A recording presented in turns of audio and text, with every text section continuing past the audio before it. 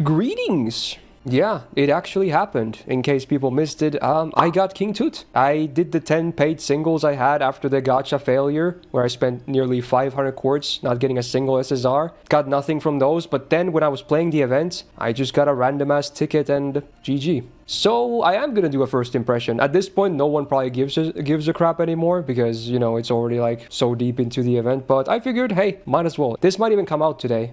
For the record, I'm doing this at the end of my Sunday stream. So if I'm feeling like it, I might just edit this immediately after. So yes, indeed, King Tut. Now, I'm not completely blind to ya boy. I kind of know the main gimmick of the MP if you catch my drift. But everything else, I don't know numbers. I don't know any other effects. I don't know anything. I've still avoided all of that, okay? And I have seen the other MP animation. In fact, if you look at the MP tier list I uploaded, that was my first reaction to his second MP. But here he is. Look at that. The young pharaoh himself. And yeah, we're just gonna start with the usual Ascensions and Aesthetics. I think one of the Ascensions is still locked because you have to do like a Ascension unlocking quest. Is like one of in the interlude menu, I think. So we might not see that, but it's fine. The voice is basically what I expected it to be. It's a very, you know, typical. They have like a female voicing the young boys in Japanese. They even do that in like other languages too, like even English, so makes sense. Definitely what I expected it to sound like. Right, first the Szechuan. Let's see it.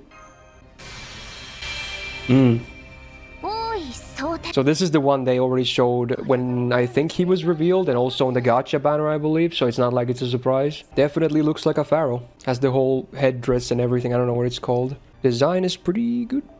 I like the pillar on the background as well. Or pillars. And the sunset. Ooh. Alright, here we go. So I'm guessing this is locked, is it? I don't know actually. I honestly have no idea. Probably. Yeah, it is locked. Okay. We can look at it through Atlas anyway. There's Ascension 1, there's 2, and then... yeah.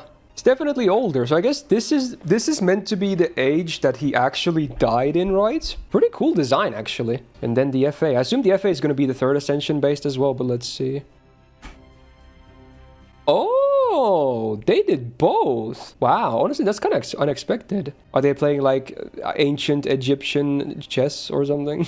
The board game was found in his tomb in real life. Oh, that's a cute little nudge to actual real history then. Let's see the sprites for Ascensions 1 and 2 still. So there's the 2 one. Still has quite a bit of details going on anyway. And then first is basically... oh! I thought it was going to be like the same but a different outfit. But he actually floats on the first one. So aesthetics, I think, are actually pretty good. I might not be the biggest fan of the character in general. I do want to say the designs are actually pretty good. They're detailed and they also feel very, you know, Egyptian. So, yeah, aesthetics aside, let's talk about the gameplay. So a 5-star archer. Stat-wise, I don't think they're super high, right? I think we have a lot of other 5-star archers that have higher stats because on max level 90, he has 12.2k attack and that is with 1k foes loaded in. It's an okay number though. It's not like it's horrible. Now the deck... wait, he has a caster deck? He's got the caster deck, triple arts. Hit counts buster is 3, arts is 4, okay. Quick is 4 and extra is 5. And the MP gain is 0.38. So his base gains probably won't be amazing. But, you know, if you get some crits, you can probably... these arts cards can probably go pretty crazy. And the MP is arts as well. Okay, so he's full blue. Did we have any other full blue archers? I'm not sure. Yeah, I guess he's the only full blue archer on base. That's kind of interesting, so there's something new immediately. Alright, let's talk about passives. 4 passives. Starting with Magic Res A, so that equals to 19.5% debuff res. Nice. And we have some kind of a unique version of independent action, I believe. Yeah, this is not just... like, normally this is just crit damage, but his is specifically arts crit damage, and it's 10%. But honestly, that's kind of fine, considering he has triple arts anyway. And then he has Divinity C, so that's 150 flat damage, which is basically nothing for the player side, but can sadly make you susceptible to anti-divine mechanics, because this does give you the trait of divine. So it is what it is, but yeah, it's just there. And then what is this now? This is a unique passive.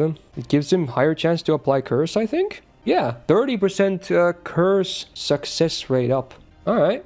So assuming he has curses on his kits, which would be really weird if he didn't with this, yeah, they're probably pretty easy to land. So that's the passives. Honestly, very tame for a modern SSR. Not a whole lot of crazy stuff, just very basic. Not bad, but nothing great either. Anti-Append is against Assassin, so pretty bad case, I want to say. It's just one of those boring neutral cases. And being an Art Servant, obviously Assassins refund the worst as well. So if anything, you want anti-Assassin servants to be like Buster ones. Alright, MP next. We do have some text here, so let's see. Let's go row by row. Before anything, he gets MP damage for 1 turn, which scales with overcharge. Cool. So no ramp up, but still not a bad overcharge. Then does the damage. It's anti-demonic, I believe. Yeah. Anti-demonic single target damage. And then applies a curse for the target for 5 turns. And a curse amplifier for 5 turns, I think. Yeah. And then high chance to instant kill. And then there it is. Sacrifice self, apply death to self. Yeah, so that's the one. Again, during the intro I said this, that's the only thing I knew about him. Like, I knew he had the self sack, like he's a sack servant. That's the one, because it was basically impossible to avoid that for like over 2 weeks. Yeah, so I guess is he like Sojuro then? So I guess that already is, on paper, sounds really bad for DPSing. So if anything, it immediately makes me think, oh dude, he's just going to be used for farming, right? We'll see, but definitely doesn't sound ideal if you're looking to do like boss DPSing with this guy. Let's see some numbers. So the overcharge is 20% MP damage on base for 1 turn, scale to 40, so very standard. There's a lot of MPs that do the same thing, yeah. It is a flat 150% anti-demonic, super effective on the damage. Does not scale. Pretty good though. Demonic is, again, very common. Even for non-servants, there's a lot of demonic enemies out there. Then the curse is 1k for 5 turns. And then the amplifier is 100% bonus for 5 turns for curse. Base 100% chance to instant kill the enemy. So yeah, pretty high. But if it's not farming, then it's not really going to be viable, of course. Because, you know, you're never going to instant kill bosses. And then 500% chance to death self. Interesting. On paper, I don't really know what to make of this MP yet. We have to look at the rest of the kit first, but potentially interesting. So speaking of which, let's take a look at skills next. So we have a lot of, you know, icons that make sense for someone that is full blue, right? Starting with a battery. It's going to be interesting him having a battery when, you know, his MP is like bye. But I guess it makes it easier to do CEs with setups or whatever. It is an AoE battery. So it's a spread battery. That's the first thing. Then everyone gets MP damage for 3 turns too, I believe. And then he himself gets a Guts. Oh, wait, no. Oh, it's a Guts activation buff. So when his Guts activates, he gets a lot of stars. And this effect lasts for 3 turns. Not times, by the way. It's flat out 3 turns. So if you have multiple Guts, this can trigger multiple times. Because a lot of these effects are like 1 time 3 turns. This is just flat out 3 turns. So every time a Guts procs on him with this, you get stars. Okay. And then he gets, so he also gives stars when he himself gets inflicted with death, and that's for 3 turns. So there's also another exit mechanic, huh? But it has to be specifically from instant death. It cannot be like him dying to damage. So you get stars for Guts activation and instant death activation on himself. It's a very supporty skill though, right? The stars, you know, help your teammates, especially when the instant death happens, and then the spread battery and MP damage. Definitely screams multi-core, knowing that it's a sack MP as well. Numbers, 6 turn cooldown, which may or may not matter that much, considering how he seems to be used. But yeah, spread 20 battery, 20% spread MP damage for 3 turns, 30 stars on Guts proc, and then 30 stars on instant death on self. That's a lot of stars. Not the easiest triggers, of course, minus the instant death that you can do with the MP, but yeah. Like, let's say you have a Guts on him and you MP, which inflicts instant death on himself. You only get the stars from the Guts at that point. You don't get the stars from the instant death because it didn't succeed. It failed. He's still alive. So yeah, I assume that was the case. Right, then we have an arts icon. Hopefully all of these are AoE, because he could actually be really good for multi-core then. Okay, this is self up. Okay. Self arts up for 3 turns. And then before attacking, apply a curse to the enemy for 5 turns. And this effect lasts for 3 turns. And then he gets another battery for himself. So I'm guessing it's 20 and 30, probably. Also, it says before attacking, so this also works with his MP. Yeah, so his MP would also apply a curse for 5 turns before damage with this. It doesn't say like before normal attacking or arts attacking or quick or whatever. It's like just before attacking. So any attack he does, extra MP, whatever, applies a curse for 5 turns. So let's see the numbers. 6 turn cooldown, 30% art stuff for self for 3 turns. 500 curse on the enemy for 5 turns on every hit, and 30% battery for self. Yeah, so he gets a 50% battery combined from the skills 1 and 2, which, yeah, makes sense. Alright, so MPing is maybe not the hardest thing ever. Again, it kind of makes sense how he seems to be built, I guess. I don't know what the curse thing is, because so far there's not really any synergy with curse. Like, he applies curse and he has a higher chance to apply them, but besides that, I haven't really seen anything else. Maybe it's just a lore thing, because curse seems just like a pointless bonus on him almost. Alright, here we go, Guts. I don't even have the name yet, because I don't have the thing done yet, but we can see the effects at least. So, self-Guts for 1 time, 3 turns, and then debuff immune for 3 turns. And oh, another battery! Wow, he has 3 batteries. This is self-only too, like the second skill, but okay. I was not expecting that, actually. Wow, so it's really easy to potentially MP with him. So on a 6-turn cooldown, he gets a 5k Guts, and then another 30% self-battery. So he has 60 self, spread 20. He has 80%. So with Append, you get a free MP. Yeah, this is definitely done with Append in mind. But chances are, if you're going to multi-core with him, you can maybe spare, like, spread 20 from someone else anyway. So maybe, depending on the comp, the Append is not a must-have anyway. Yeah, he's really fast back to his grave.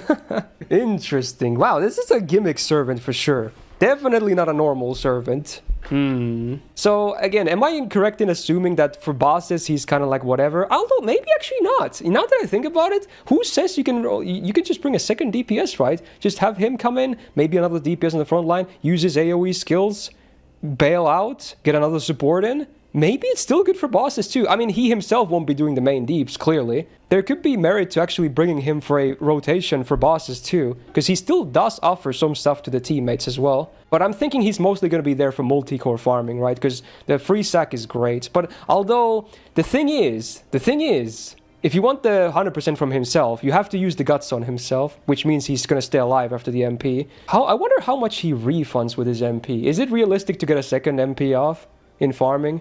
I don't know. How many hits is the MP? Let's see. 5 hits. It doesn't... And his MP... Yeah, it doesn't scream like it refunds a lot with his MP gain. And he doesn't have a ton of... Besides batteries, he doesn't have a ton of stuff for helping with gain either. I don't know what to make of him, really. I've been avoiding watching videos and comps and theory crafting because just in case I was gonna do this first impression, so I honestly don't know how he's, like, meant to be really used. I think it's mostly multi-core farming with maybe a hint of boss potential in there for a free rotation. Well, not free, obviously you lose a servant from your party, so if you're not ready for that, then tough times. I guess you could also consider bringing an ally that gives death immune, right? There are some. I love the design though, because he's so different. Not every servant has to be like the most straightforward, you know, DPS like ride or die based on numbers. He definitely offers other stuff. So for this first impression, I'm just gonna do I don't know. Yeah, I feel like they could have done more with the curse. Maybe like have the MP have like a damage modifier based on curses on the enemy, because every attack of his applies curses. The curse is very unimaginative. Because Bonsi, what is this? Motherly Hearts. Gets 10% guts for 1 time. Oh, it stacks too. And then when it procs, the party gets 10% gauge. And also when he gets instant kill, they get another 10%. So it's basically the first skill, but instead of stars, it's gauge. That actually could be usable. As a support, it's definitely usable. True, yeah, he should be a berserker, right? Yeah. Archer definitely limits him as well. I didn't think about that either. So with that, I think I'm just gonna conclude this first impression. Very late into the release, but hey, better late than never, right? If you still cared and enjoyed this video, even though you guys are probably already familiar with your boy at this point, hey, leave a like on the video anyway. Also, hey, subscribe to not miss out on videos. More videos on the way. There's another planned video I have for tomorrow or the day after as well, so the streak might just continue. And hey, if you're still summoning for him, good luck, have fun. May you clutch out as well, and hopefully see you in the next video. Otherwise, shout out to my patrons on the screen right now, and Suit for being a YouTube member tier supporter. See you in the next one.